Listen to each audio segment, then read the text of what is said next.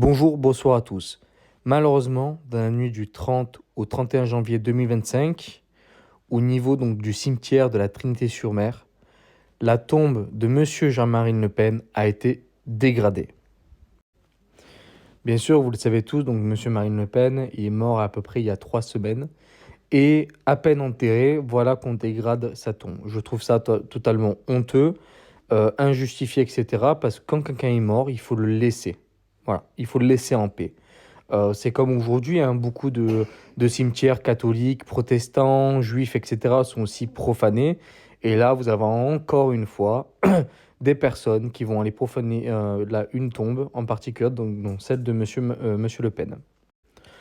Je trouve ça tellement honteux, dégueulasse, à vomir, etc., que oui, ce sont tout simplement des gens de gauche, ou en tout cas des sympathisants, en tout cas au minimum de la gauche qui vont faire ça. C'est pas des gens de droite ou même d'extrême droite qui vont aller vandaliser des tombes parce qu'on a tout simplement pas que ça à foutre. Voilà.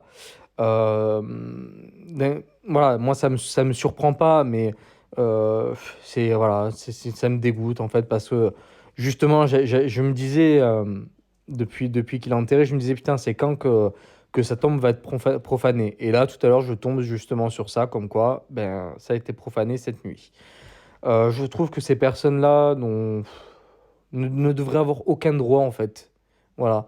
Et ils n'ont pas le respect du mort, donc ces gens-là ne devraient avoir aucun droit. Voilà. Donc, ces gens-là, il faudrait les enfermer pendant quelques temps, leur mettre peut-être deux, trois petits coups de bâton, et puis voilà, pour les remettre un peu dans le droit chemin, parce que d'où vous prenez franchement le temps en pleine nuit d'aller saccager comme ça une tombe. Enfin là, je parle de Monsieur Le Pen, mais même toutes les tombes qui ont été saccagées, profanées, etc. Nous savons très bien qu'en France actuellement, vous avez beaucoup de cimetières qui ont été profanés, beaucoup de tombes qui ont été cassées, etc. Et c'est pas la première fois.